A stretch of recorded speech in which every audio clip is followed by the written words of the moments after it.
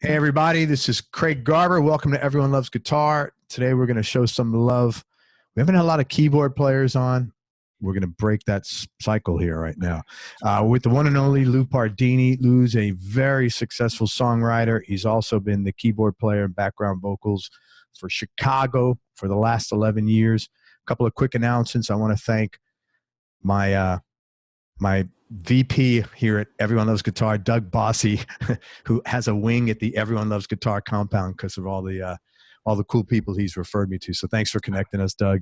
And also don't forget to go to everyonelovesguitar.com/subscribe, and you can subscribe to the audio and the video of the show.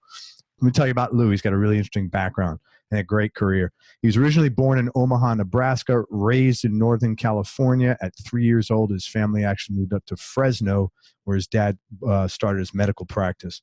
He started taking piano lessons, not his dad, Lou now.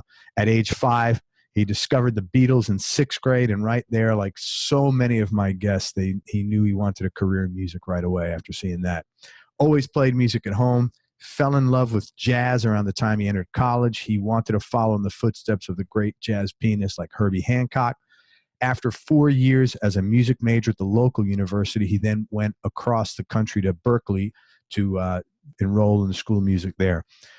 Loved living in Boston, but after a few months, he decided he had enough school and he wanted to start work and moved back to California. Met the girl of his dreams, Betsy. They've been together 41 years. Congratulations to the Pardinis. That's really awesome.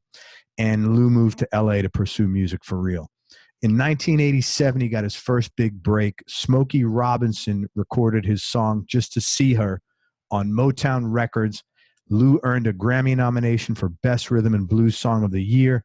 The song also won Smokey his first and only Grammy for Best Rhythm and Blues Vocal of the Year. That was a real thrill for Lou. Obviously, it's his first recorded and published song. Was not only a Billboard Top 10 hits for 4 weeks and shot to #1 on the adult contemporary and R&B charts, but won a Grammy. Was that like a blessing and a curse? Did you expect like everything you wrote after that? Was it disappointing? That I could see that, man. I always say exactly that. Yeah. First song I had published, first song recorded by anybody, and went to #1, Grammy nomination, and I said, "This is easy." I could see that, man. It's like it's not easy. It became just as hard, even with this, but it did open up a lot of doors. Yeah, which was great, man. 2 months later, Lou wrote "I Wonder Who She's Seeing Now," which was recorded by The Temptations featuring Stevie Wonder. That became a #1 Billboard R&B hit. And then Kenny G, who he had done some live shows with at the time, asked him to write a duet. Is that the way? Duet? I never know how to pronounce that word. Duet, yeah. Duet. Mm-hmm. Just like it's spelled. A duet for him, for Kenny G and Smokey. So Lou co-wrote and played keyboards on the song We've Saved the Best for Last for his multi-platinum CD called Silhouette. The recording was rewarded with another Grammy nomination for Best Pop Duo and Group Performance of the Year. Lou's been fortunate to write, produce, and perform with loads of top pop artists, including Patty Austin, Peabo Bryson, Billy Preston, the Commodores, as well as jazz artists John Patitucci, Joe Sample, Robin Ford, who we had here on the show, Eric Marienthal, Larry Carlton, and Chick Corea. In 2010, he also worked with producers T-Bone Burnett and Bill Maxwell, and he contributed background and co-lead vocals for Elton John and the late Leon Russell's acclaimed CD called The Union. Obviously, he loved singing with two of his favorite pianists and songwriters. I saw Elton 3-4 months ago. I couldn't believe the show. Oh, he's great. I mean, it was amazing. Everything was like first-class production, man. Yeah, he's amazing. He's awesome. Just a very deep musician. Oh, hell yeah, man. Great pianist, more than what you would think. Just listening to his song. Really cool. Yeah. Lou has released 2 solo albums. One is called A Night to Remember, and the other one is called Look the Other Way. Both of them have been very successful, especially abroad, for over 2 decades. One of the songs, called What Might Have Been, from his first CD, just surpassed 1 million views on YouTube this year. And Lou said he'll soon be retiring on his YouTube advertising checks any day now. He's been a member of Chicago since 2009. He replaced Bill Champlin, who was actually on the show as well. And he's toured, written songs for, and played on all the Chicago records since then. Lou, thank you so much for your time, and I really appreciate you coming on the show. Great to be here, Craig. Thanks. You had a funny story about you and your friend Kevin and the Beatles, and I was wondering if you could share that. Yeah, well, Kevin, my old buddy, when I was in 6th grade, he was in 4th grade, and he was taking guitar lessons, and that goes back to one of the reasons I wanted to get into music. We were big Beatles fans, and and he had every piece of recordings, information about the Beatles that you could imagine at his house. And so we would get together all the time and listen to interviews and watch all the movies they did and listen to the music. And we decided to put a band together. And I could barely play at that time. I just knew I wanted to do it. That's awesome. And we basically just lip synced. That's great, man. And when we held a concert, at his parents' dance studio, and his sister got all her girlfriends to chase us around the neighborhood while my brother filmed it, so we could look like the Beatles. Yeah, just like A Hard Day's Night. We thought that's all it would take. Yeah, man. We actually had an audience. We had people coming. They paid, and I think we made $20. It was pretty cool. That is cool. For 6th graders. I said, wow, you can make money doing this. And so you got hooked. Yeah. That's great. That's so cool. You left Berkeley, and I thought that took a lot of balls, because that's a big investment emotionally, financially, uprooting your life to go there from LA. And I was curious, what prompted you to leave? And then was there any culture shock once you came back and moved to LA? Well, I really went to Berkeley after I'd had four years of college. I had known a guitar player and bass player and a couple other guys that went to North Texas State College in California. And Berkeley seemed like the place to go after 4 years of college. And I just went for a summer session, basically. Okay. And with the idea that maybe I'd stay, and I wanted to really get into the jazz stuff. And so I went for the summer session and took lessons, private lessons, in addition to all the classes, with a really great teacher who pretty much got me into the Bill Evans School of Jazz. And that really, in about 7 weeks, I was a much better player when I came home to California. And a couple of the professors said, well, why don't you stay in Boston and come to school, during the regular year? We'll get you gigs. They took a liking to me and wanted to help out. And I was homesick for California. So I just decided to go back and get into the real world, because I'd been in school for 4 years in college. So it wasn't a hard decision. I had felt like I'd learned what I wanted to do during that summer, learned what I wanted to learn, and then just put it to work. And as Charlie Parker used to say, forget all of it and learn how to play rock and roll. There's a Bill Evans movie. I don't know if you know about that on Prime, Amazon Prime. Mm-hmm. I haven't seen it, but it looks pretty good. Yeah. He's one of my favorites. Just amazing. I used to have classical teachers in college at the college in Fresno, and they were jazz. They hated jazz, and they were just classical. Oh, just classical guys. Yeah, okay, that makes sense. And they kind of looked down. That's why I wanted to go to Berkeley. They looked down on jazz and pop music and all that stuff. And I used to say to myself, if they could be in a room with Bill Evans, they would never quit, hearing him play. Yeah. It doesn't get better than that, no matter what genre. Yeah. And I used to dream that, let me get them in a room to hear Bill Evans, and they'll never say that again. Did they ever do that? No. Yeah. We never had the opportunity to hook up with Bill, but had some great meetings with people at the college. We had Joe Pass play with us, Art Pepper. Oh, wow. Bill Watrous. And I remember when it was Joe Pass came to play with us, to do a concert with us, and we were rehearsing with him for the concert that night. And he came up to me after the rehearsal and said, "Would you like to go to lunch?" And I said, "Joe Pass wants to have lunch with me." Wow. I guess he was digging what I was doing. And we had lunch. I had lunch with Joe Pass in college. And I used to listen to him with Oscar Peterson and all those people. And he was like an uncle, giving me tips. And he says, "Well, Lou, you're in Fresno, but you can still listen to records." and just very encouraging. And what an experience. That's amazing, man. Yeah.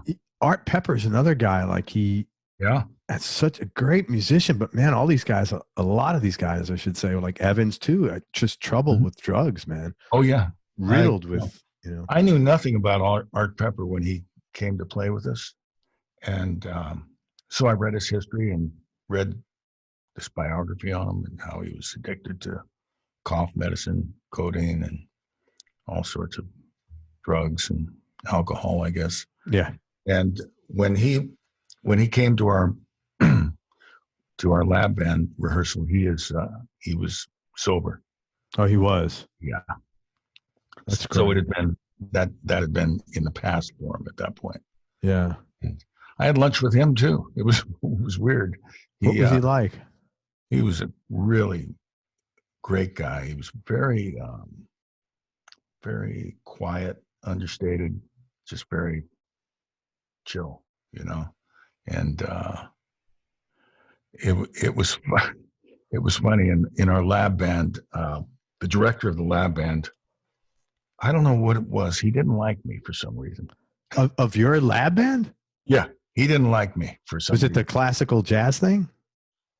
I don't know what it was. No, he was a jazz director, but he thought I was I was cerebral, and which was probably good for me. He said, stop thinking so much, blah, blah, blah, and play from your heart and this and that, which was good advice. But he was always on me. It's good advice, not a reason to dislike someone. I know. He was always on me. He'd stop the rehearsals and say, "Pardini, we're not at the restaurant playing tunes, Let loose. Put some feeling into it, right?"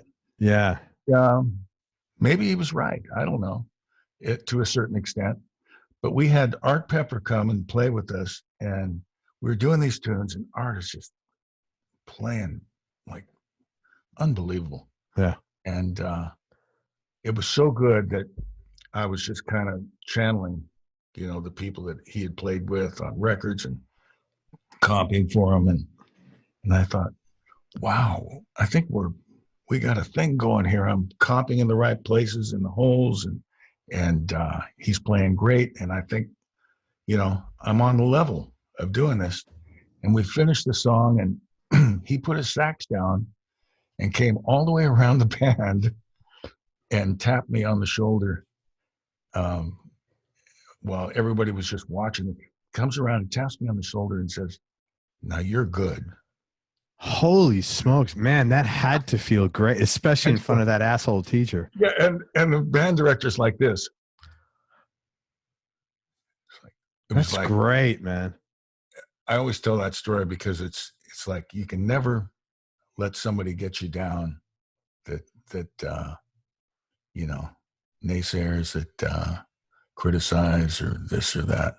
And here was the great Art Pepper singling me out and saying, "You're good." And everybody was we were laughing during lunch that our director his mouth was wide open and saying, "Well, we got him, didn't we?"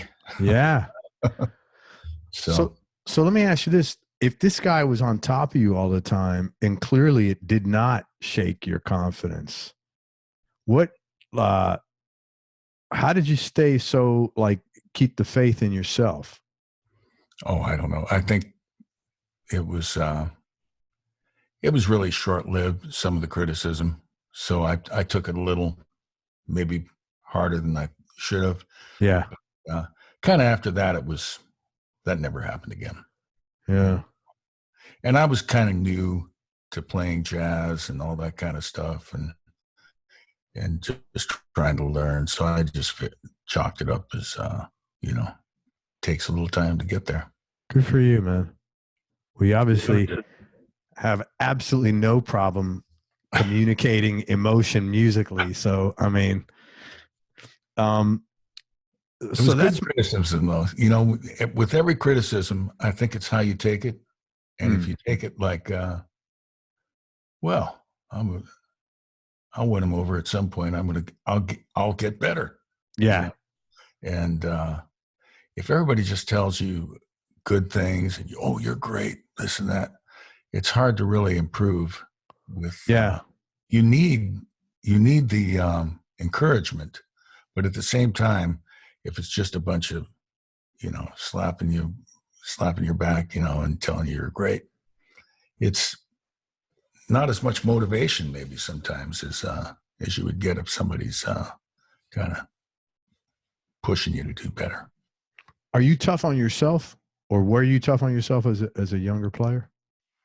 Not necessarily, but yeah, I realize over the years I'm kind of a perfectionist.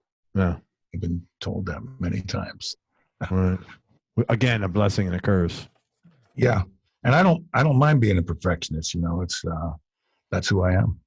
Yeah, you'd rather have too much pride of ownership in what you do than not enough any day, right? So I mean, that's why I say it's a blessing and a curse.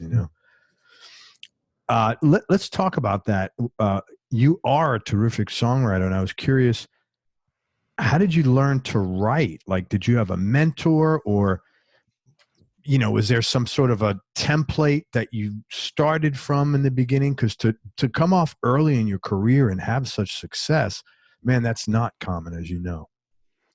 Well, I always seemed to gravitate when I first started out with older musicians. When I came out of college, I worked in a band with guys that were 10 and 12 years older than me when I was 22. And that always made me feel like that was a good thing, because they had been through had a lot of experience and kind of passed it on to me. And then when I started writing in my late 20s and early 30s, I didn't think I was a songwriter. When I moved to LA, I was going to be a player and a singer and studio musician. Mm-hmm. And the guy that I co-wrote the song for Smokey with, we met at a club, and he used to hear me sing, and he said, "I'd like to hire you for some demos." And he was 14 years older than me, and he had worked with some of the veteran Motown people and had been a songwriter, way before me, and Jimmy George.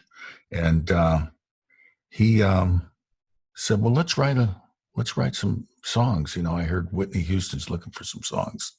And we actually wrote the song that Smokey did for Whitney Houston. And she almost did it, but it didn't happen. And then fortunately, Smokey heard it and loved it. And that led to us writing a lot of songs together for different artists. Wait a minute. So this, he just heard you playing and singing one night, and he approached you. Well, that's a pretty random. Yeah, I was happy singing, accident.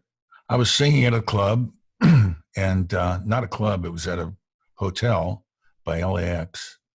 And I was in a vocal trio with this girl who was a vocalist, just me and her and a drummer, and I would play left-hand bass. And we were just doing jazz standards and some R&B stuff, and I'd sing a few things. And he was working downstairs with another lounge band, and he used to come up during his breaks and listen to us because we were kind of a good little trio. You know, she was a good singer and good drummer.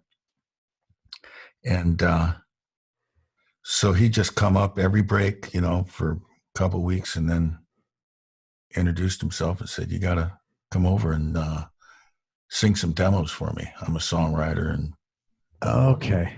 And he'd had a lot of success as a rhythm and blues songwriter. Okay. And so I just came over just to do vocal sessions. And then he said, "Well, so-and-so is looking for songs. So-and-so is looking for songs. Let's write some songs." So that's how I got started. And he was kind of the original mentor that encouraged me to get into writing. And then I realized that I had a knack for it, just kind of an intuition and talent for creating pop stuff, really. Even though I was a jazz lover and rhythm and blues lover, I love simplicity. Right. So I would never write jazz. I would write simple pop R&B songs. And that's because I love simplicity. You know? Isn't that funny though? The guy who loves simplicity was overthinking in band class. Funny. Right. It's so funny. I see and hear all these things. It's just the stories are great, man. How things like turn out. I think that was always there. Yeah. I grew up loving the Beatles, and I loved pop music, just music that was on the radio. I wasn't into any specific genre. I just liked, if I liked it, I liked it. You know, it could be anything. It could be Ramsey Lewis doing bluesy stuff when I was a kid, or it could be the Beatles. It could be Earth, Wind and Fire. It could be Stevie Wonder. And I realized it was my brother who said to me one time, because I was on my way to being a tragically hip jazz player. He said, "You got to listen to Stevie Wonder."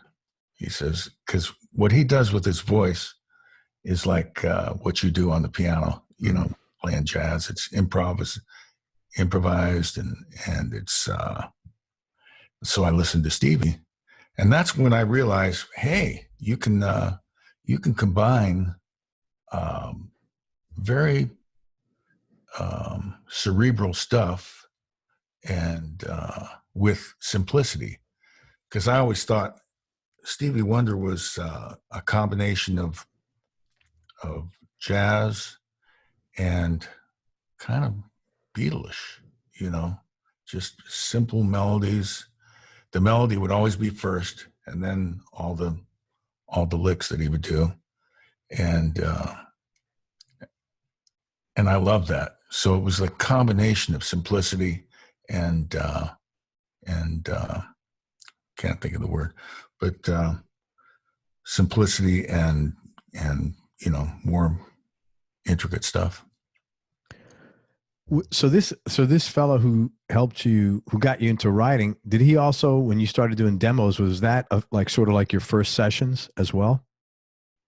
It was in a lot of ways, yeah. Because at that point I had never really broken into the session scene, you know, that much. I didn't know too many people when I moved to LA, and so I was just, you know, just working to try to meet as many people as I could and still make a living, you know. So I had to play clubs and casuals, weddings, bar mitzvahs, whatever I could do. Sure.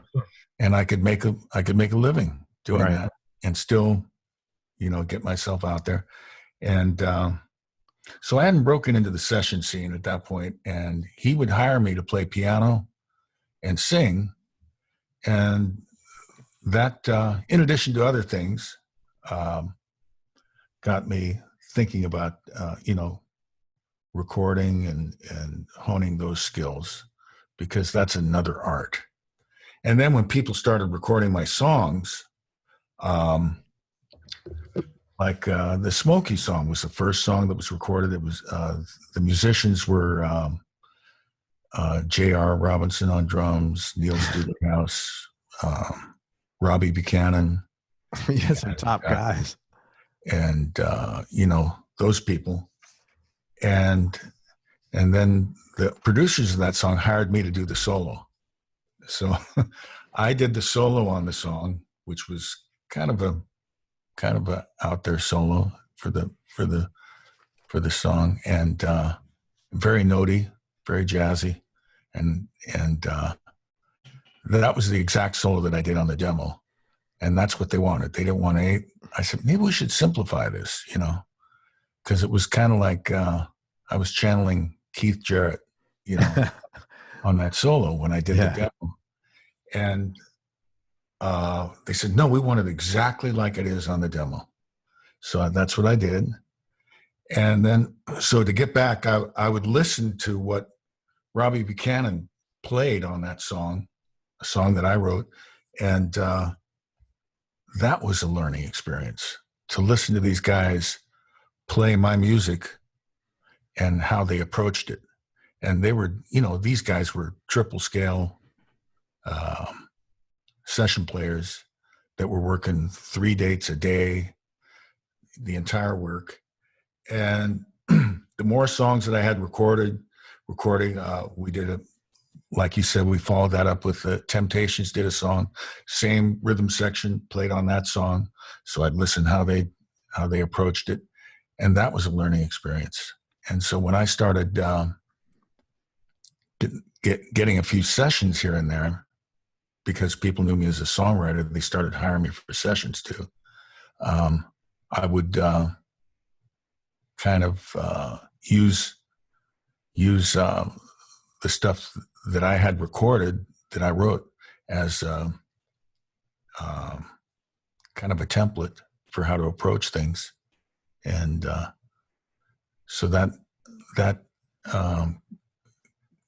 kind of led me into complete new style of playing, in addition to my R&B and jazz leanings. So hearing how these guys played your material improved you as a player and probably as a writer, because I would imagine now you can conceptualize how things are going to sound totally differently. Totally. So then when I'd write new songs, every song I wrote, I would start using my new devices as how session players would play stuff to make it kind of radio ready. And that definitely improved my pop chops, Wow. So it was a really good period of discovery for you in all areas, pretty much. It really was. And like I said earlier, as Charlie Parker said, learn all the stuff and then forget it. The most advanced thing you can do is say something in a very concise way, even if it's jazz. Bill Evans said that. Even if it's jazz, start from the most simple point and go from there. Because if you don't start from a very simple point, he would always say, there's nowhere to go. And that's always the way I've approached music for a long time. I have. So like the economy of what you're doing. Mm-hmm. Yeah. That makes a ton of sense. And I appreciate, all the snarky puppies and all that kind of stuff where people have incredible chops. And I really appreciate all that stuff. But I couldn't just do that stuff. If I could I could probably just do that stuff if I decided, made a conscious effort to just do that, but that's not enough. You're not humming those songs. No. Yeah, that's the difference. Yeah. But it's still incredible. And great music. Absolutely. Yeah. Music making a statement, and it's phenomenal. And I love it. You know. I want to ask you about some artists you work with, and if you could talk about how you wound up connecting with them, and then if you have any kind of interesting or cool story. Let's start with the incredible Billy Preston. Well, I met Billy Preston in around 2002, and he had been on the road with Eric Clapton, and I met him. I was actually playing at a church in Beverly Hills. Every Sunday we did rhythm and blues. We started with a group with Paul Jackson Jr., Abraham Laboriel, all these LA sessions. And some guy had an idea to start a church and do some really great music. And I had worked with a lot of Christian artists and gospel artists and in the past. And one of the guys was Billy Preston. So the guy that was in charge of the music called me up and said, "Would you like to come and play synth?" We got Billy Preston, Paul Jackson Jr., all these great players. And of course, I love him. He's the fifth Beatle. Yeah. We used to call him. And so Billy would be playing this amazing B3 stuff and acoustic piano. And I'd be playing some Wurlitzer stuff just kind of filling in some R&B soulful stuff, that I thought would complement it. You got to have a lot of confidence to go in there to play with Billy Preston and another keyboardist behind Billy Preston, man. So touche for you, man. And to take that further, I got a chance to do a lot of stuff with him in the studio and just other things. And we really hit it off, but I have to say he is the most tasteful keyboardist I think that ever was. I mean, as Eric Clapton used to say in some of his documentaries, Billy always played the right stuff at the right time and in the right place. He was Mr. Taste, never did more than was needed. And I still to this day don't know his process of thinking to be able to do that. He just always played the most amazing, tasteful stuff. And what a treat, and what a school there. That was a whole nother school to just play alongside and play with him. And when we first started playing, I'd do a little thing and he'd turn around and go, "Yeah, Lou, play it." That's cool. I say, okay, he's digging what I'm doing. And he walked up and he said, you're just a great musician. I love your taste.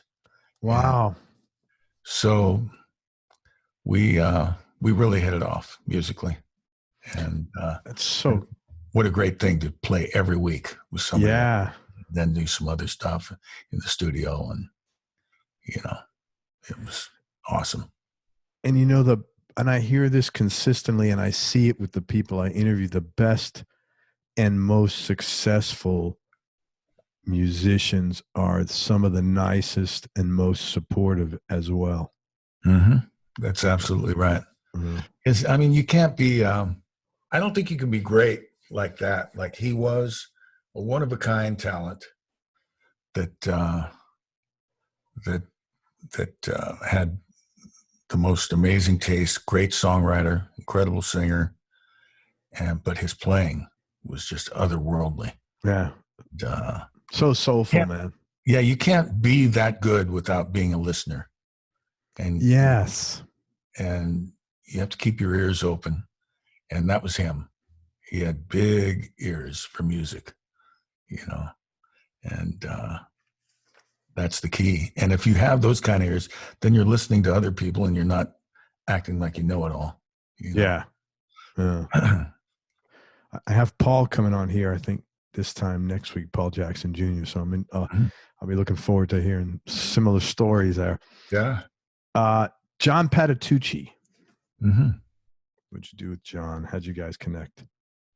We actually connected the first time when I was doing a lot of casuals in LA.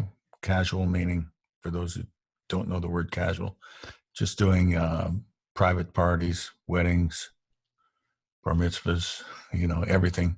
Yeah. You get paid. He was on one of those. When I lived in LA, he was an Orange County guy.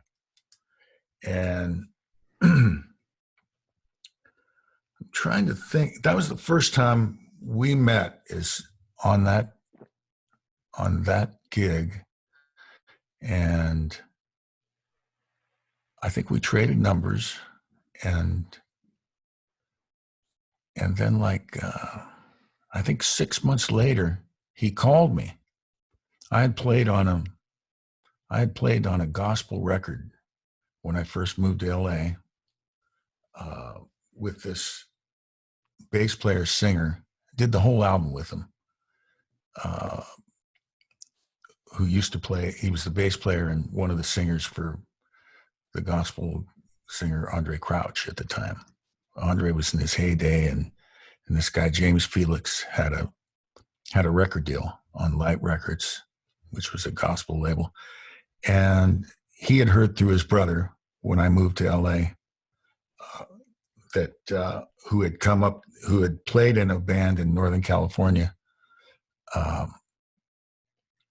that he suggested he call me to play on his record because he thought we'd be kindred spirits and style-wise. And he was a great R&B singer who kind of sounded like a cross between Michael McDonald and Peebo Bryson, I think. Yes. So we did this album, and there was one song on the album that I did a crazy jazz solo and a lot of notes. And John Patitucci heard that on the radio, on some radio station. See, here's another, not to cut you off, example. He's listening to gospel. You know what I'm saying? Everybody, all the greats, they're not listening to, the thing they like. They're musicians. They're listening to everything, keeping open. Yeah. So he was driving down the 101 and he heard this song come on with my solo. And he called me up and said, I almost drove off the road. It was killing me. And I immediately called the radio station. I said, who is that? And they said, well, that's James Felix. And he said, well, who's playing piano on that? And he picked up the record and saw the credits. And then he remembered that we met, maybe 3 or 4 months earlier. So he called me up and said, that's an amazing solo, dude.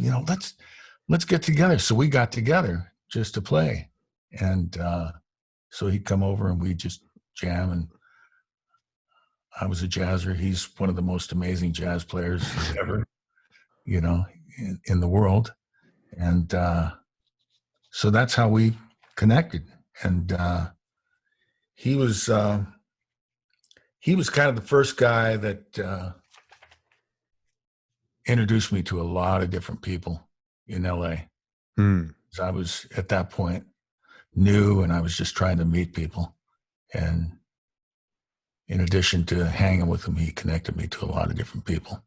And really the timeline of me starting to be a successful writer was all because he introduced me to somebody that got me the gig at the airport where I met the guy that I wrote the song for Smokey. Yeah. It's amazing how little thing leads to so cool.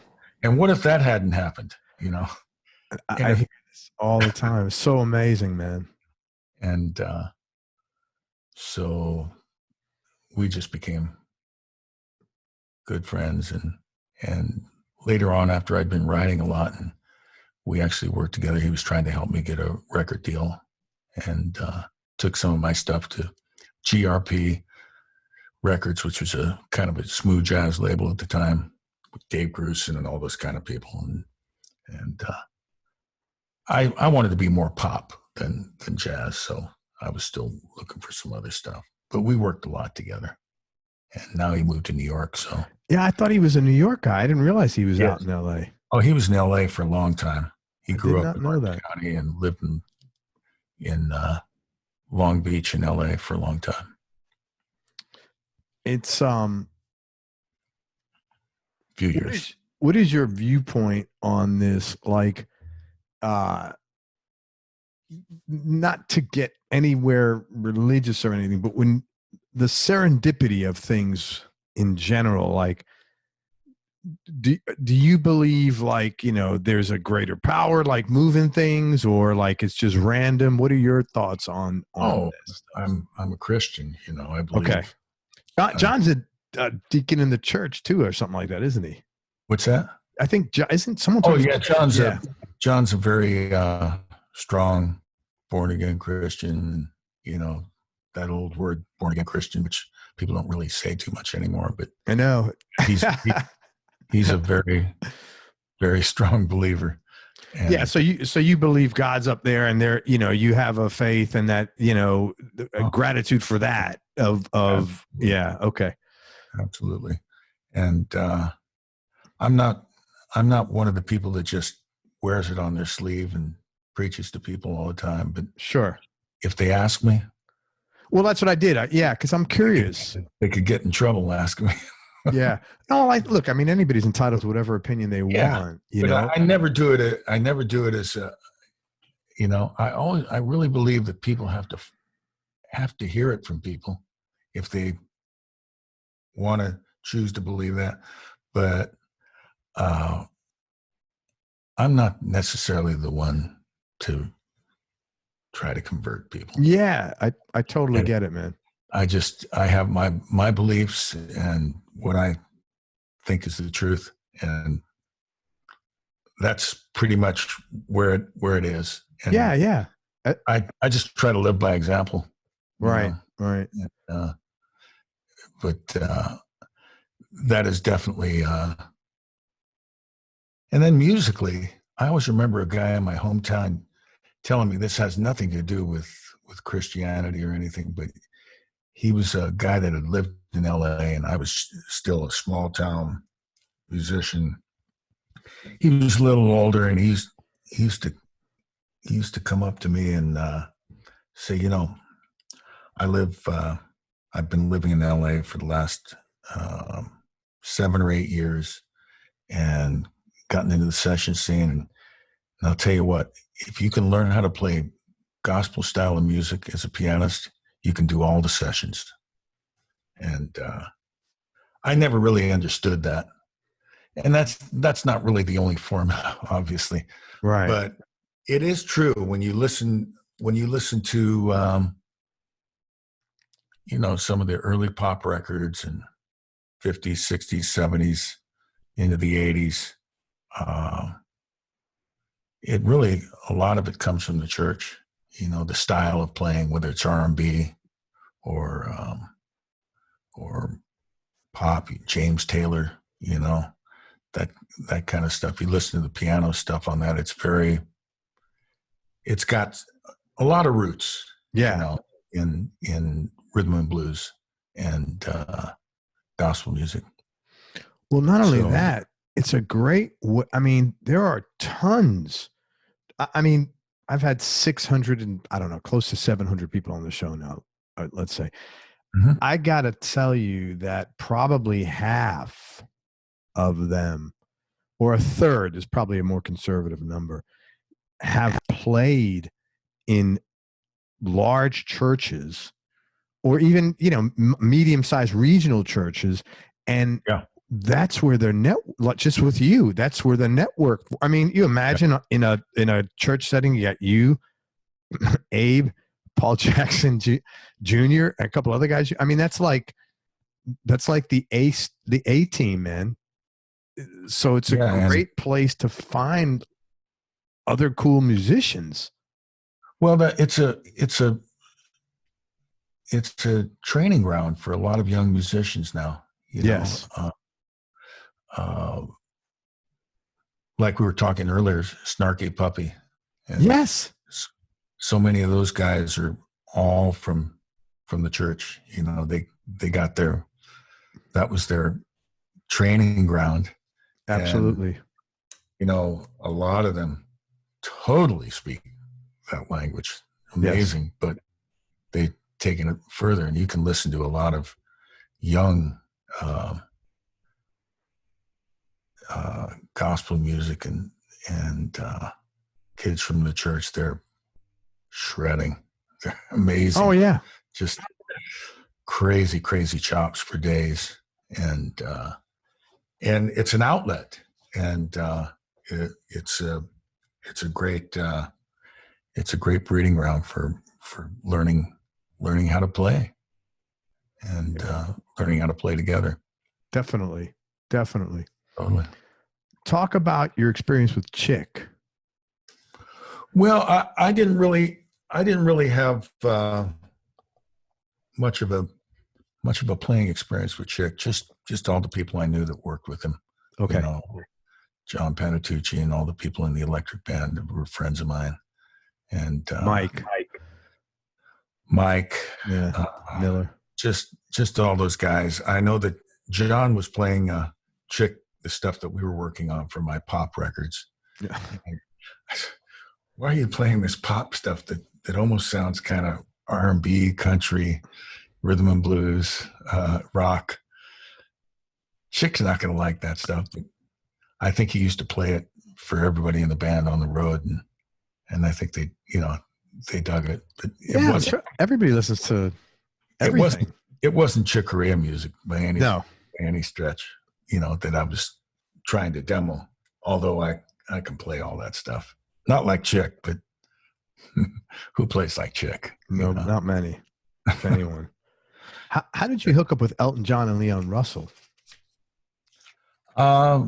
Producer, friend of mine, Bill Maxwell, was producing vocals on the Elton John record with T-Bone Burnett, and he was hiring different singers to do background vocals for Elton and Leon Russell for their album called The Union. So I went there, and we had about 3 or 4 of us went and sang about 6 or 7 songs on that record. And that was a blast. Yeah, it was a great record.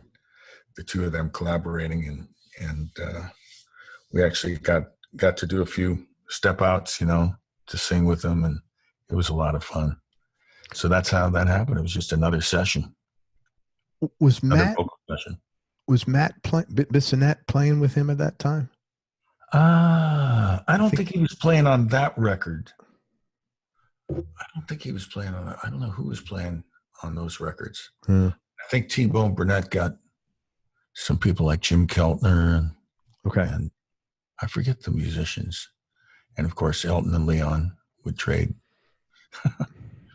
And so that was a lot of fun.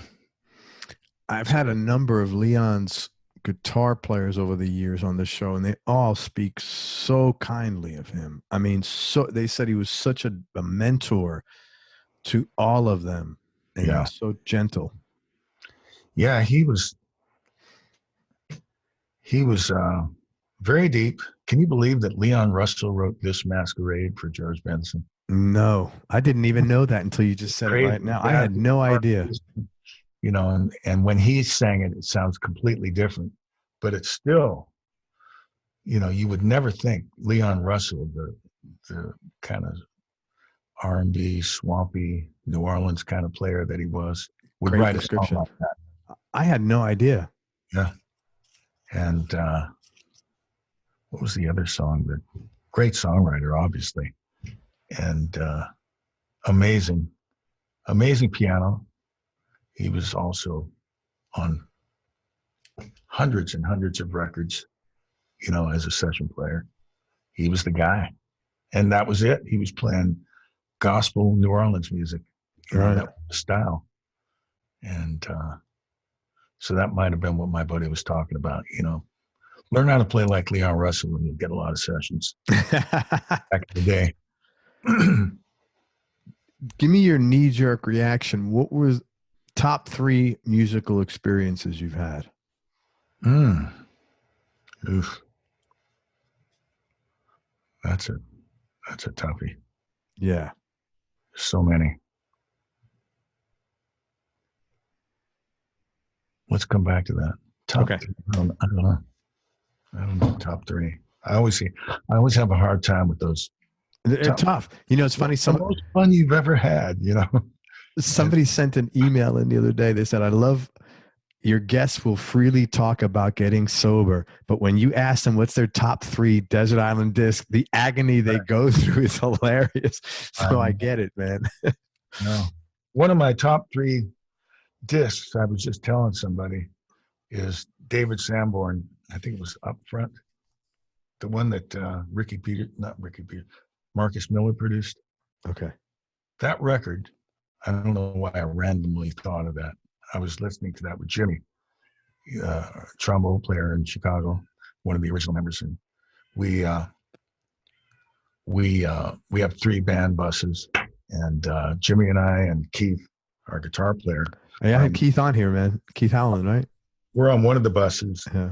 And Jimmy and I are, because he's a real jazz nut and rhythm and blues lover, we're always playing music on the bus, and we discovered that we both love the record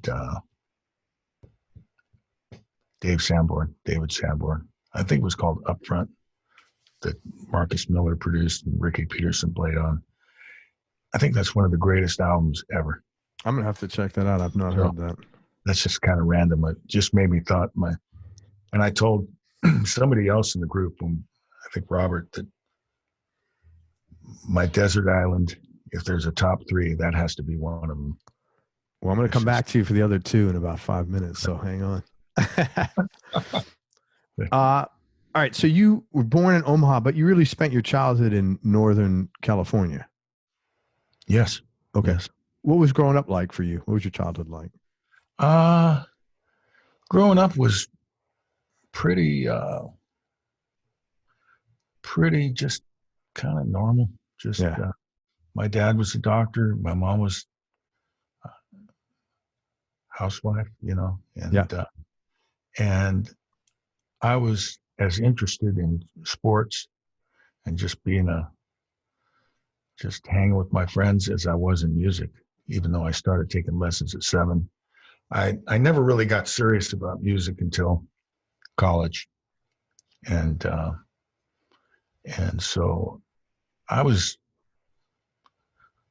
had this crazy, erroneous, unrealistic dream of playing in the NBA. How tall are you? I'm 6 feet, but I had possible. I had played for 1 year. My senior year, I played on the basketball team, and we had 3 or 4 All-Americans on the team. So I wasn't very good, but they were All-Americans. Right. I loved basketball, and I could shoot, and that's about it. Right. Don't ask me to be a playmaker and dribble, because they would have stolen the ball from me every time. Right. But I could shoot the lights out of it. And I just wanted the experience of being on this team with people that I knew were going to eventually go to the NBA, and just to get the feel like the author from back in the day, George Plimpton, that wrote. Yeah, I remember him. Sure. Wanted to get the feel. Didn't he play like a couple of downs on the Packers? I think he did. Yes, he did. Yeah. That was his thing. Yeah. Oh, that could be dangerous, you know. One play in the NFL and you're broken for life. Yeah, man, that's true. And, so that was it. You know, I make no claims to have been a great athlete, but I loved it. I loved basketball, and And so my senior year, I got the confidence to say I'm going to try out for the team, and I knew we were going to beat every team with this lineup, probably 100-60 every game. That it'd be over by the middle of the third quarter. So I figured I'd get a little playing time, getting the scraps, after we're up by 40 points. Right. And that was the deal, and I was just interested in regular things, and until I got into college, that's when I really took music seriously. That's late comparatively. Yeah. It's late. Yeah. It is. Everybody, when I was a freshman in college, everybody was ahead of me, I felt like, because my school, it was a parochial Catholic school. Mm-hmm. We didn't have a music program. We had band. Right. It was a football and basketball school. And uniforms? No, we didn't have uniform. Did we have uniforms? Really? Maybe we did. I forgot if we did. I know the girls did. Yeah, you had to. Every Catholic school back in the day had uniforms, man. It had to. I think, yeah. It wasn't necessarily something like. Well, we did in grammar school. I went to 8 years of Catholic grammar school, and we had the salt and pepper cords, salt and pepper, and the girls had the plaid skirts. Right. And I think high school, I think the girls still had uniforms, but the guys didn't have to. Very right. chauvinist. That's weird. Yeah. As I remember. Yeah. I'm pretty sure there was a dress code. Right. We didn't have uniforms. That's good. But I think the girls did, and we always used to question that. Why do the girls have to wear uniforms? Well, because, the thinking was we don't want too much competing, and for the rich girls to have all the great clothes. Yeah. And the poor girls not being able to keep up with the Joneses. And that was their way of making everybody feel equal. I actually don't have a problem with that, because like down here, they did that in some of the middle schools, and mm-hmm. these kids it's not the kids' fault. It's the parents' fault. Right. You shouldn't buy a 11-year-old child a Chanel purse in any universe. I mean, I'm sorry, man. You just shouldn't do that. Yeah. For us in high school, it was the guys with the great cars. Yeah. There are a few guys that had tricked out. Yeah. Corvettes, Stingrays. Yeah. In 9th or 10th grade, they were killing it with the cars, Of course. Yeah. But, I don't think most of us ever thought it was important. We had a very mixed high school. That's good. For some reason, because it was a private school, so anybody pretty much that wanted to go there could go there. Good. And whereas most places it's a little polarized, depending on what neighborhood you're from. Oh, totally. But anyway, so that was the deal, and I was into sports in high school, and then realized I was only 6 feet and white man can't jump. Yeah. So did any of the guys you play with actually go to the NBA? Yes. The two brothers, one played for the Bulls, and one got drafted by the Celtics. Wow, that's pretty cool. They never became NBA stars, but they both played for a few seasons, and then they both played in the Italian leagues too after that. That's cool, man. And they've been very successful in life in general, and their kids now. One of them's in the NBA, Quincy Pondexter. Wow, that's amazing that you still that you've been in touch with these people that long. We had a very close high school.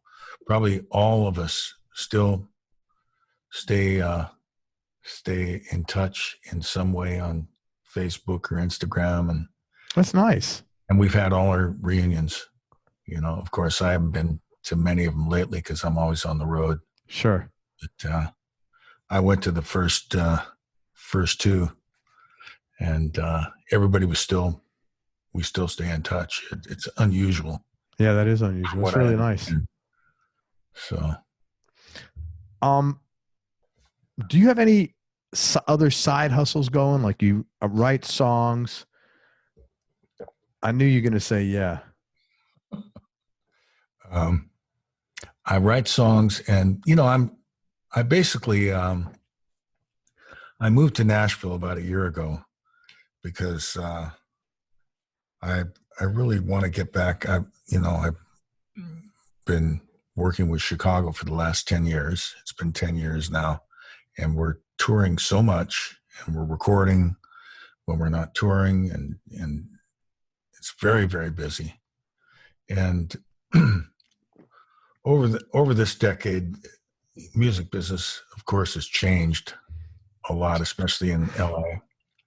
And I just thought, if there's any hope of really getting really into it again in songwriting and even recording, Nashville's the place. But with all that being said, over the last 10 years or so, I've just been, when I can, I like to get together with young singers and songwriters and kind of collaborate using my experience and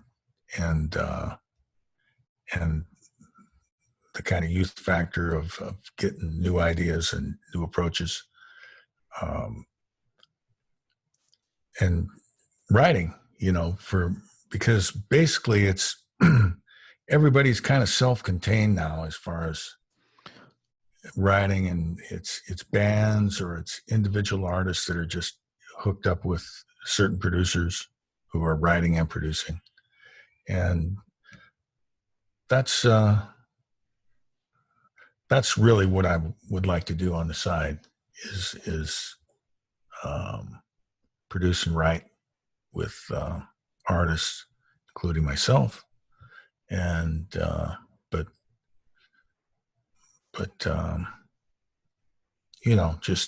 just being able to work from the ground up with people, and I find that real invigorating to work with new talent, So that's something that I just been working on. And then with Chicago, I have a whole different world. It's a self-contained band, and we've been writing songs within the group and we did an album about 4 years ago, Chicago 36, which is a band project. Just think of that, Chicago 36. I know.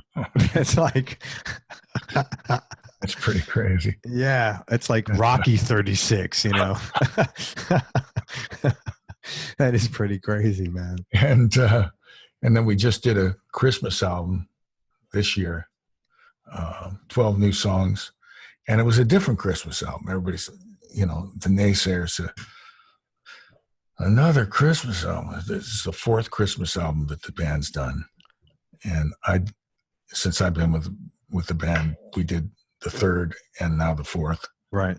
And the difference on this one was that we wrote original songs. There were probably out of the 12 songs, there were 2 or 3 covers. That's different, man. We did all original songs. That's very different.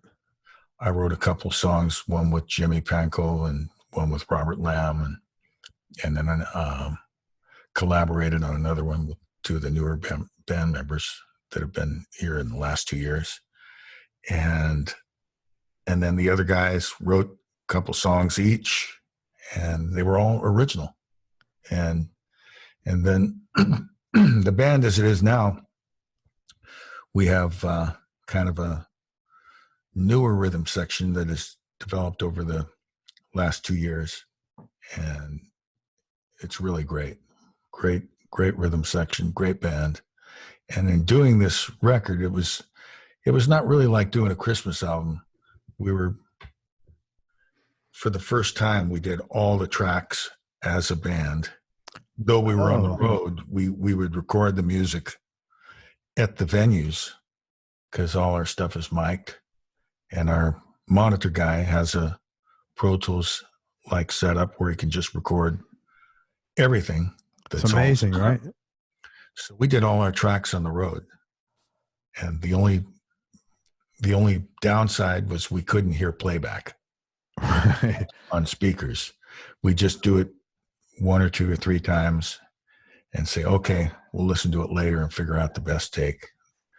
But in doing that, we learned that recording a record would be really easy and a lot of fun with this unit because it's so talented, and everybody's got a real knack for knowing how to play in the studio, so to speak. The studio, which was really the stage. And so now I think this year everybody's kind of thinking, let's do a real record, write some Chicago 37, 30, 38. 38. Silly me. Oh yeah, the Christmas album would be 37. Yeah, I guess. You guys did a big to-do up in New York, like a Christmas time too, didn't you? Yeah, we did. Our manager called it the trifecta. We did the Macy's Thanksgiving Day Parade, right? Then we did the Today Show, and we did the Rockefeller Center Christmas tree lighting. Right. 3 television shows, and they were all on NBC. Those are massive shows too. And Yeah. So now if you ask me right after that, favorites, I've been saying this for the last 2 months. My most amazing experience, ironically, was doing the Macy's Thanksgiving Day Parade. Really? What'd you like about that? We went down 6th Avenue on a float, which I thought, this is not going to be fun. It was cold this year too, wasn't it? It was really cold. Yeah, I thought so. I remember watching it. A little windy. And, and I've, like everybody else, has grown up on the Tournament of Roses parade and the Thanksgiving Day parade. And my wife wants to get up early and watch that, and it's boring. I thought parades are really pretty dumb. And and before I was a member of the band did the Macy's Day Parade many years ago. And it was really cold, and they said it wasn't fun. They were dying because it was so cold, and it was really uncomfortable. So it wasn't like, you can't wait to do this one, And we did it, and it ended up the wind calmed down, and they were thinking of getting rid of all the balloons and all the really ornate stuff that the parade has because of the wind. But it calmed down, and we were able to do that. And we drove for an hour on the float down 6th Avenue for 3.5 million New Yorkers, screaming at the top of their lungs while our Christmas music was playing, our original stuff. And it was an amazing experience just to see all these millions of people. The energy coming off. The energy coming off the side streets. You'd look on an intersection, and there'd be people on the left and right as far as you could see. Yeah. As you're going through the intersection. And then straight ahead. And at one point, we had this float with these stairs and high levels. The drums and percussion were on top. And 5 of us, including my keyboard, were down on the bottom thing looking at the crowd.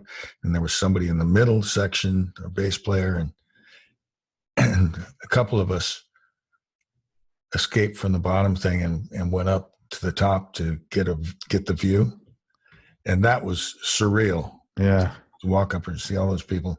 And at one point I said to Robert, I said, "This is fun." Like a little kid, because it That's was great. so much fun. Yeah. I think that was the most fun I can think of that I've had, just even though we played Madison Square Garden and places like that in front of, 20,000, 30,000 people. That's always Yeah. Everybody I've talked to though who plays at the Garden says it's like a dream come true. But that being said, they all say the sound is awful there. Yeah, I don't remember what the sound was like, but it was fun. Yeah. But it's just like every show. It's just a lot more people, Right. as opposed to doing a show with 3,000, 4,000, 5,000 people. But this was just something different. It was just like people were so happy, smiling, and New Yorkers are supposed to be jaded, but it was just amazing. And yeah, that's a cool experience. I've been to the parade a couple of times. It's a lot. Yeah, I don't know how to explain it until you just do it, and then that's the city in general. The energy is so high there. Yeah. That's why people like going back. So yeah, we did those 3 things in New York, and that was fun. We got to spend 10 days in New York, and we probably only worked for 2.5 of the days. Man, that's wonderful. Great vacation. Yeah, it really was. A lot of fun. Tell me some what low points or the dark periods that you had to go through. Well, that's pretty easy. Basically, 2005, having to go through my son passing. Oh my God, I'm so sorry. He fought cancer for 3 years. Dude, I'm so sorry. Holy shit. I don't, thank you. I don't, wow. I don't really bring that up to people much, but he had a 2.5 year battle, which was the low and also life-changing experience. People ask, well, do you believe there's an afterlife? Well, I think when you're faced with going through a truth like that, then, for me, those questions seem to be more easy to answer in the affirmative. Yeah, I'll see him again, and that's, people say, how can you smile? Well, because I think I'll see him again, but that was definitely the hardest, most life-changing event. But we're doing good. We're doing okay. Thank you, man. I'm so sorry. Anyway, yeah, no, it's like a lot of people say when they go through something like that, they say, well, we realize at some point we're not alone, meaning also we're not the only people that have gone through this. And yes, but it's a tough, a lot of people have. And so it's hopefully it changes it for the better. It's hard to think that anything can really set you back after being through something like that too much. Yeah, man. No, I understand that. Man, I'm so sorry that you and your family had to go through that. Oh, thank you. It's very kind of you to share that. And wow, that's heavy. Hope that's not too much of a downer. Man, it's life. Yeah. Unfortunately, nobody gets out unscathed. That's right. So it's just what is the burden you've had to carry, or what are the burdens you've had to carry? And they're not easy for anybody for the most part. Yeah. But when you go through something like that, you also realize how many awesome people there are doctors, healthcare workers, friends, people that you see. You learn people's true colors, and that's a good lesson. Yeah, man, I'm so sorry. I don't want to keep saying that, but thank you for sharing that. And thanks. So anyway, so that's yeah. We need Lou. We need some transition music here, man. Everybody loves guitar. Oh man, you're a good guy. Here's your theme. No, you don't want that theme.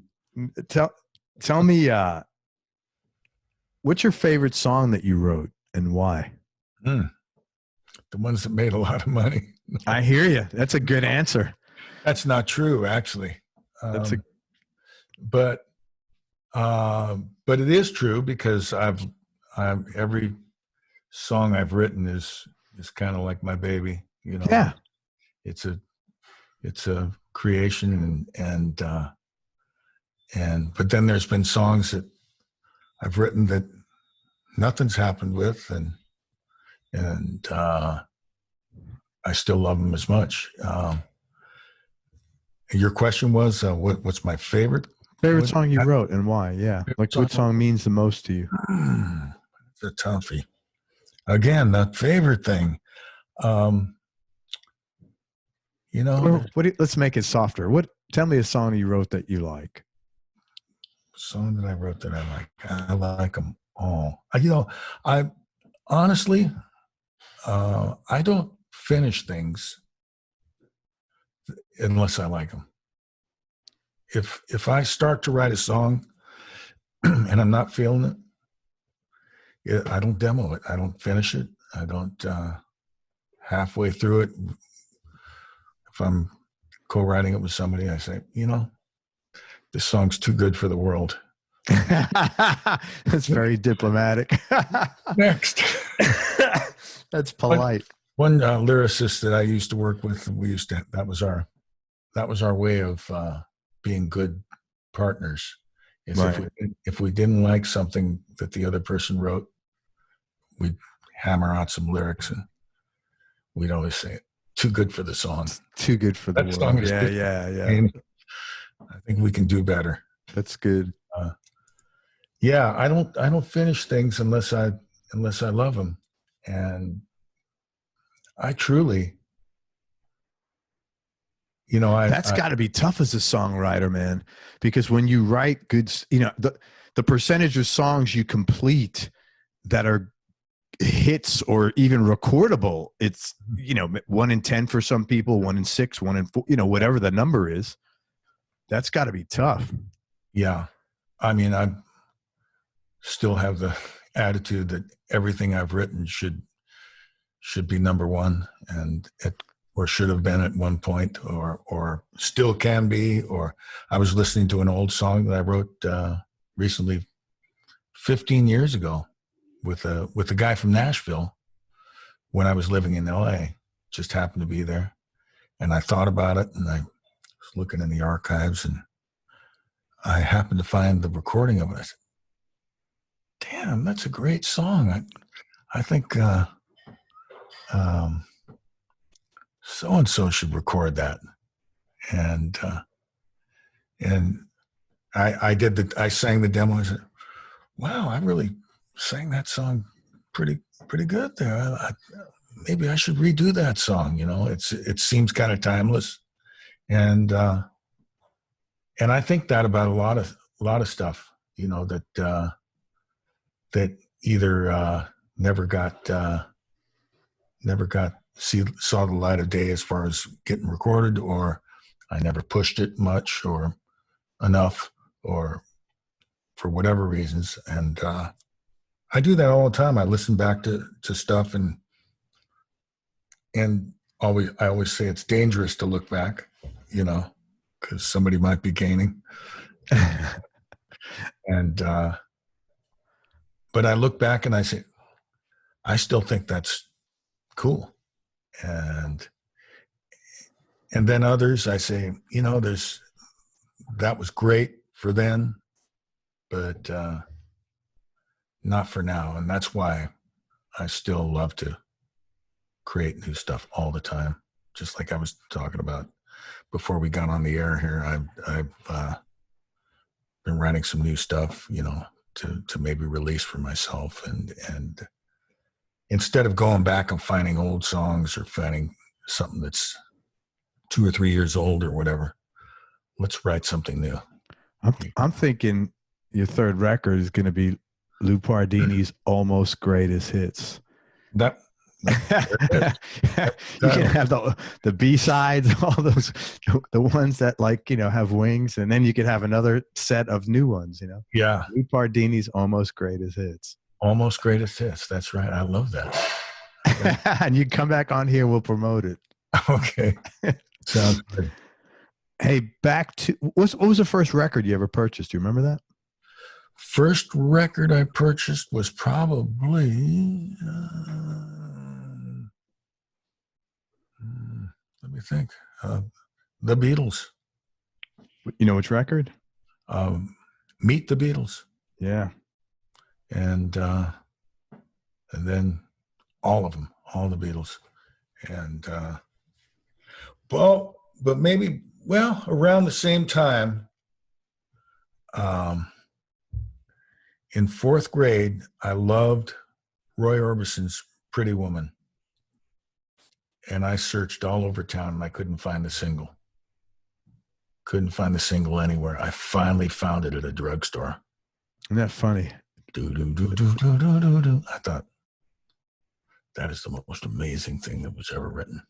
I think it's cool that you found it in a drugstore. You used to be able to get, you know, stores like that would pick up extra income by selling. Back in the day, drug fair. Yeah. Drug fair. And that's where my dad, the doctor, wrote all his prescriptions. That's a drug fair.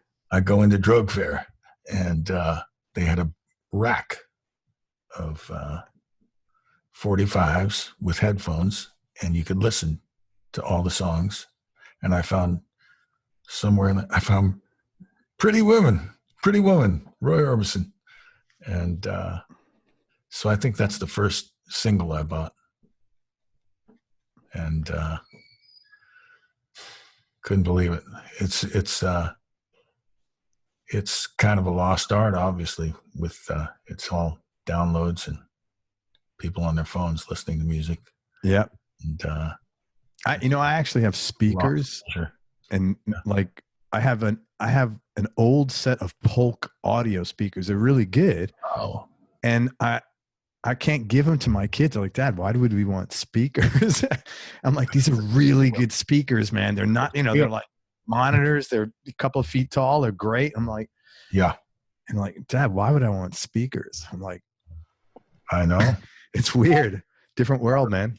I remember getting into college, and I was away from home, and I have 5 younger brothers. Oh my God. Big family. Yeah. And the youngest, he was 13, and he had a killer stereo with speakers. Great, you know, the huge speakers like Polk Audio or whatever it was. Yeah.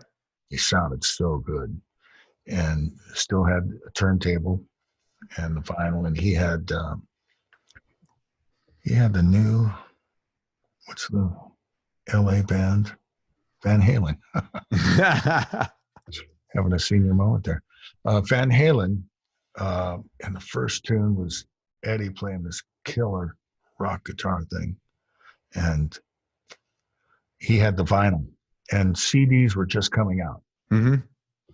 And so he had the vinyl of that Van Halen album and the CD of it. And we played the vinyl, and it was killing the sound of it on those speakers. Yeah. And then we played the first CDs that didn't sound so good. They're sounding better now. And yeah. And of course, digital music has improved. It's gotten great. But we said, not the same on the digital CD as yeah, the beginning ones wasn't the production, the recording quality wasn't as good as hearing it through those big speakers. And we'd blast them. I can't believe you have 5 younger brothers. Wow, so there's 6 of you guys. Yeah. Oh my God. Yep. I wonder why your dad kept working. Who the hell wants to be home with 6 kids? Couldn't afford to quit. Yes. Good Lord, man. Your poor mom. Oh my God. Managing 6 boys. Good Lord, man. She's still going strong. 90. Really? Congrats. That's awesome. Going on 60. She's a young lady. That's great. Hey, you want to try to tackle the other 2 CDs, Desert Island Discs? Desert Island Discs. Well, it would have to be Talking Book, Stevie Wonder. Mm-hmm. David Sanborn, and I got to pick any Bill Evans. Any Bill Evans. Awesome. Yeah. I couldn't live without the 3 of those. Pretty eclectic, I guess. Yeah, it is eclectic, but it's pretty, they're all great. Yeah. Really, really good music there. Best decision you ever made? Best decision I ever made.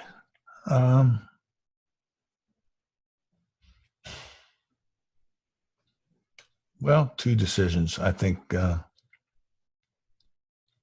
having the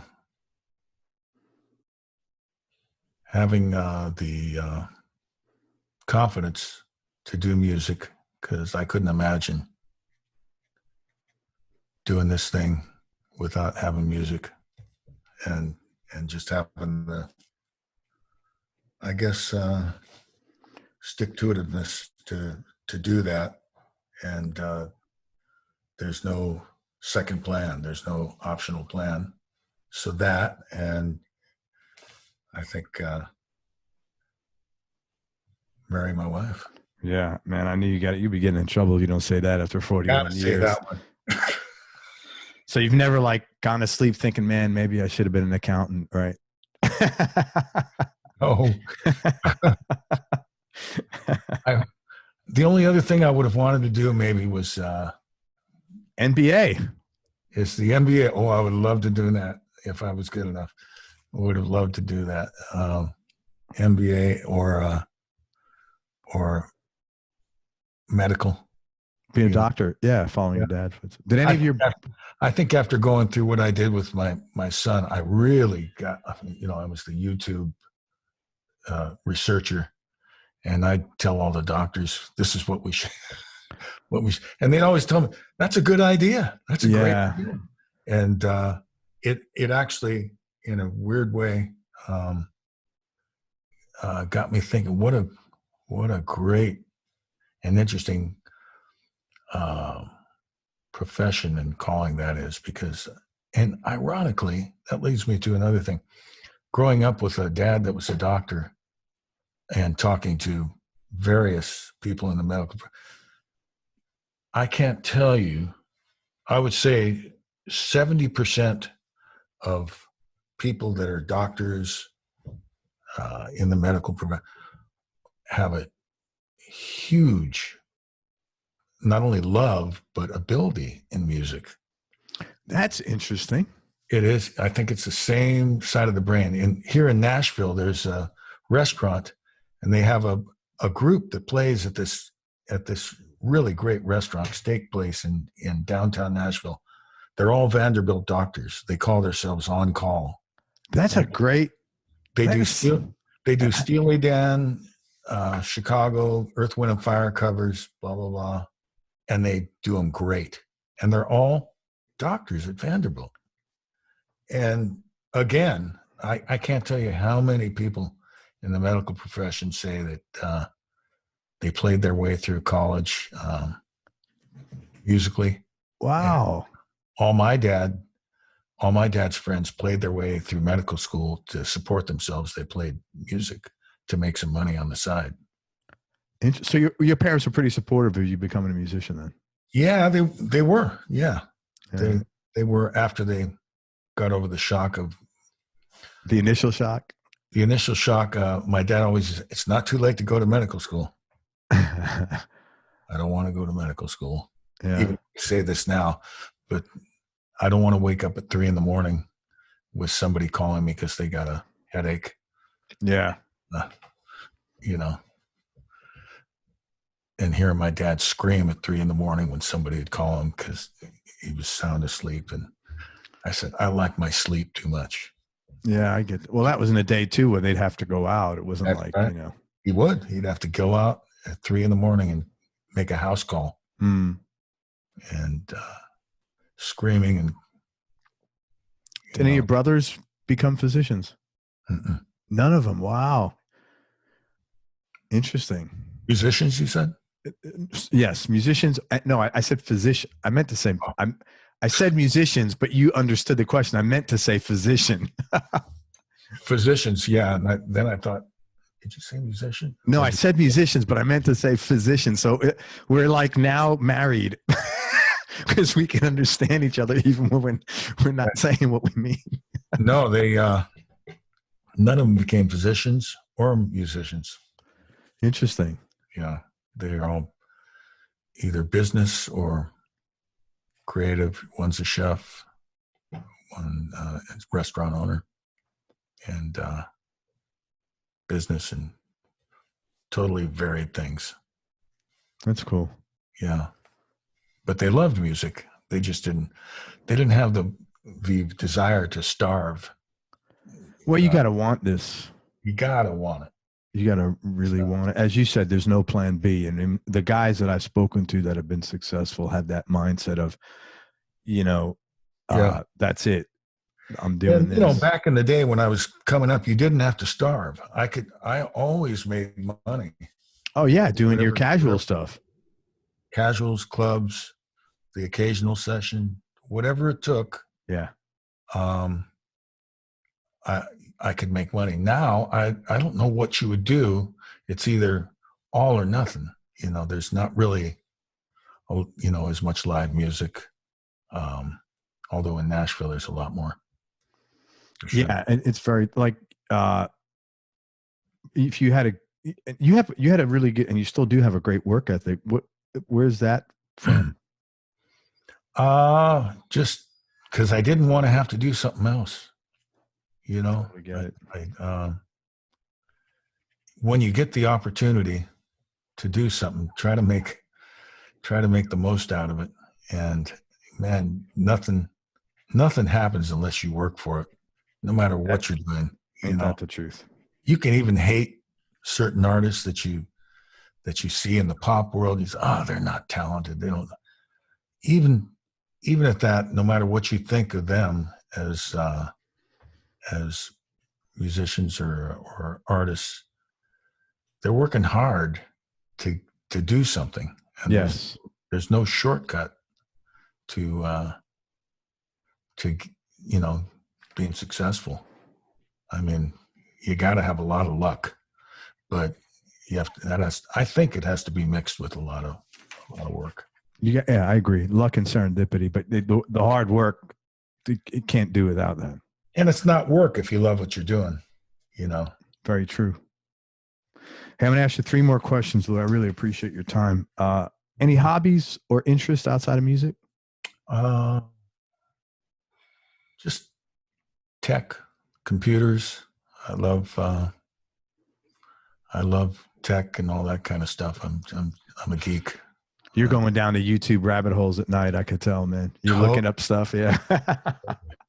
Totally. I do that on the road all the time. It can be midnight on the bus or in a hotel room. And I start and I'm looking for maybe an artist to listen to on YouTube. And that leads me 3 hours later. Yeah. To stuff that I can't believe. And that's always inspiring. Yeah. Whether it can be anything. It can be, I remember one time it was finding every Oscar Peterson YouTube video and just being inspired. So 2 hours of Oscar and That's so nice to do that when, especially stuff that you've never seen before, and if it's somebody that you're special with in your mind. In your And heart. then my nephew, who's a filmmaker in California, and who also did a Chicago documentary, our big documentary. He made that? Yes. Oh, wow. Peter. He loves music, and he's got a real ear for good music, and no matter what style. And we're always talking and texting back and forth, and I'll say, hey, I heard this, and he texts me back, but have you heard this? Oh, that's awesome. He sends me somebody he likes, and then I'm on a 2-hour jaunt listening to that and just being amazed. Wow, I'd never heard of this artist, some young artist, that's just killing. Yeah. Great songwriting, great singing, all that kind of stuff. So then that leads me down that rabbit hole. That's nice, man. Love it. And you never got caught. It sounds like you never got caught up in any of the excesses of the day. No, not really. I mean, you see all of it, but I've had my fun, a lot of fun. Of course. Yeah. But I've never, I don't know how it happened. Yeah. Well, good for you, man. I've never gotten in with, but I've seen it. I mean, I've seen people go there, and it wasn't someplace I wanted to go necessarily. I think maybe because it was, I'm in it for the music. There's two types of people that get into the entertainment business, in my opinion. The ones that get into it to be a star, and all they want to do is be a star, and they want to be famous, and they want the what we call the excessive lifestyle, fun, the rock mentality, and that's what they're in it for, just that. Then there's people that are in it just for the music, but both.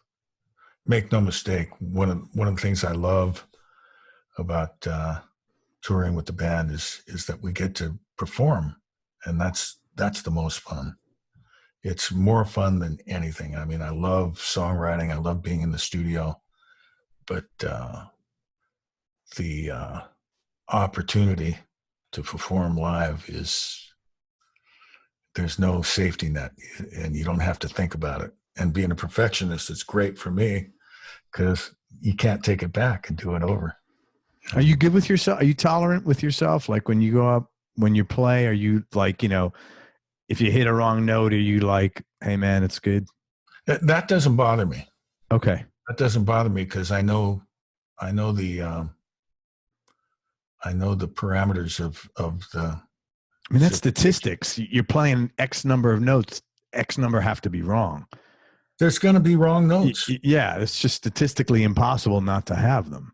It's interesting though, because knowing that there's going to be wrong notes, somehow you do the wrong notes, and they're still good. What do they say? There's no wrong notes. There's only wrong notes. The next note. Yeah. If there's two wrong notes. I figure that nobody's going to hear it anyway. If you hit a wrong note, they don't know. The only one that knows is you. Yep. And for some reason, that's empowering to know that people are going to focus on the energy, and are we having fun up there? Are you having fun up there? If I make a mistake, I laugh.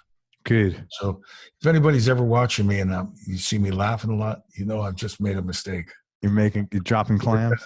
Really bad mistakes. I don't care about mistakes, Right. Some guys do. Some people in the band are there can be no mistakes, Why did we do that? Why'd you do that? That's a stressful way to live, man. I say, laugh at the mistakes. People are going to think it's great. And then you also laugh at the non-mistakes, the great stuff, you know. So it's like don't ever let them see you go, oh no, that's Yeah. And sometimes you forget lyrics, you know. Especially with a catalog, you know, you got almost, but that's your catalog is what got to be close to 400 songs total. Yeah, it just happens. It's not possible. It's gonna happen. Sometimes if I'm doing a duet, you know, some of those 80s duets that the band is so known for, listening to Neil or the person I'm doing the duet with, whoever it is, and I'm thinking, I hope I don't forget this first lyric where I'm supposed to come in. You psych yourself out, and then you realize it's, after a while, it just becomes automatic. You're most 99 and 9/10 you won't forget it. Yeah. But if you think too hard, you'll probably forget it. Yeah. You do like that with anything. Remember somebody's name when you're really trying, and you psych yourself out. But yeah. Tell me the funniest thing or most embarrassing thing that's happened to you on stage or in the studio. I don't know why I always think of this. The funniest thing that's ever happened to me, for me, is when I was just out of college, and these guys that I were telling you, they were all 10 years older than me, asked me to join a band, and they'd all done some amazing stuff. They'd been with some big artists, and blah, blah, blah. And they somehow heard that I went to Berkeley, and Lou's the guy, you know, we're going to ask him to be in this group. They had already made names for themselves. They were in their early 30s. And they said, well, we got an audition at this club here, and we did the audition, and it was in this restaurant, and they had a back banquet room that we did the audition on with a kind of a mock little stage like you'd have in a little banquet room.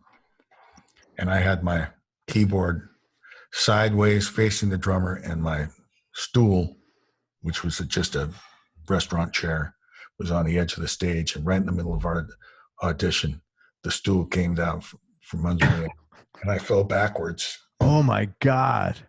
And it doesn't seem that funny to tell that story, but we called it the Great Disappearing Act. And right in the middle of the audition, I fell back, and I looked up, and the owner of the restaurant was laughing his head off. And we played enough on the first song, and he just said, "You guys are hired." That's great. Oh my God. Hey, you're lucky you didn't break your neck, man. We always laughed about that. The Great Disappearing Act.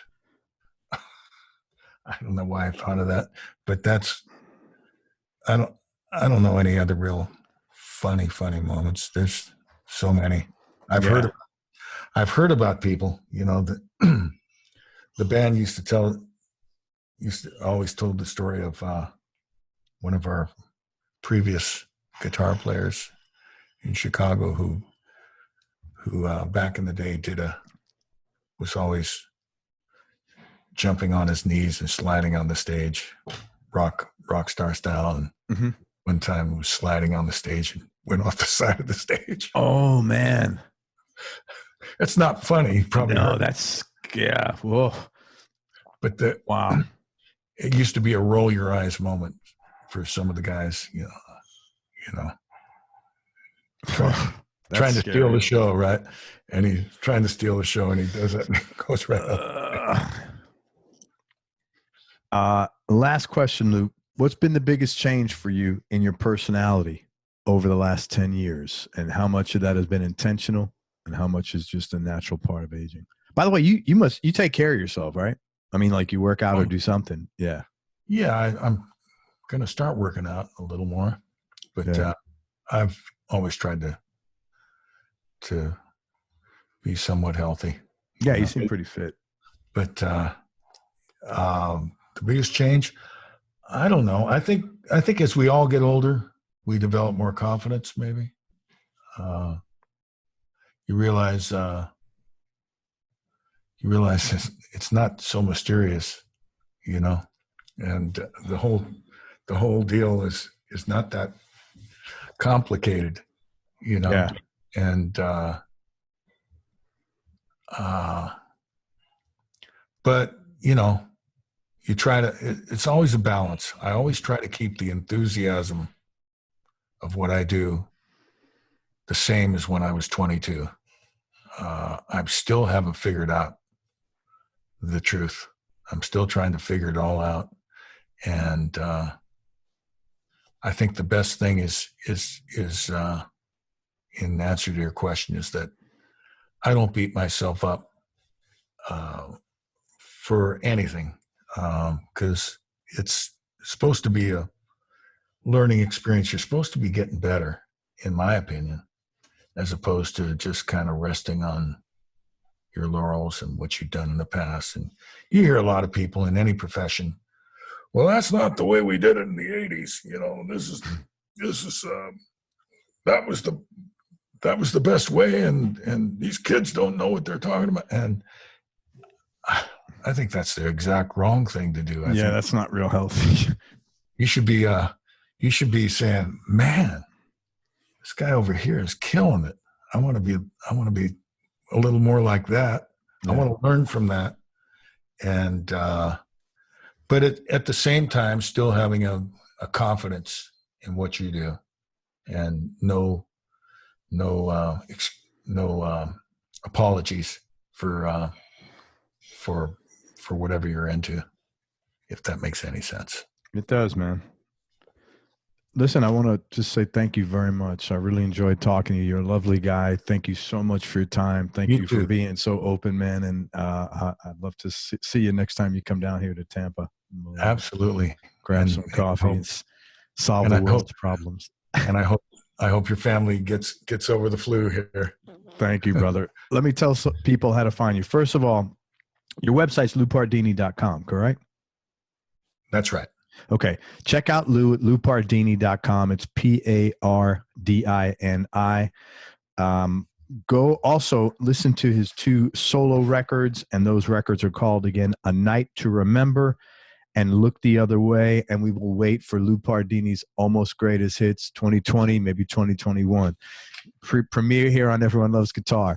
Also, if you want to, Lou does a lot of production and a lot of songwriting collaboration. If you are interested in working with him, or if you're interested in hiring him for vocals or for tracks on keyboards, I'm going to give you an email address. Please, obviously respect his time. This is not like a fan mail address. Let him know you heard him on the show, and what makes you, why do you want to work with him? Talk about your project. Give him enough information that he could sit there and read it and make a logical decision as to what to do next. It's to contact you back and give him your contact information. If you have music, send him a link to it. Just be respectful of his time, because he's a busy cat. The address to contact him there is Pardini Music, Pardini music @mac.com. And also you could find Lou on Facebook and Instagram under Lou Pardini. And I think that's it. Anything else I missed? I think you got it. And check out Chicago on the road and say hello to Lou when you see him. That's right. Come out and see us. We'll be absolutely busy tearing it up this year. Does Keith have any other color guitars besides green yet? Not that he likes. No, not that he likes any more than green. He loves green with the green shoes. Green with the green shoes. Yeah, I know. I saw that, man. Unless he's got a guitar that has Kansas City Chiefs on it. Oh, that's his that's the Plan B guitar? That's his team, and they won it all this year. Oh, that's right. They won the Super Bowl. 50 years. Hang on one second. Let me wrap this up. Thank you again for everything, man. I really appreciate your time. It was very kind of you. It was a pleasure. Thank you, man. Okay. Everybody, thank you so much for listening. If you enjoyed this, please share it on your social media channels. We appreciate your support. Check out Lou at loupardini.com. Give his records a listen to, and come out and see Chicago and say hello to him when you see him. And most important, don't forget, that happiness is a choice, so choose wisely. Be nice, enjoy your music, and have fun. Till next time, peace and love, everybody. I'm out. Lou, thank you for everything, brother. Thank you.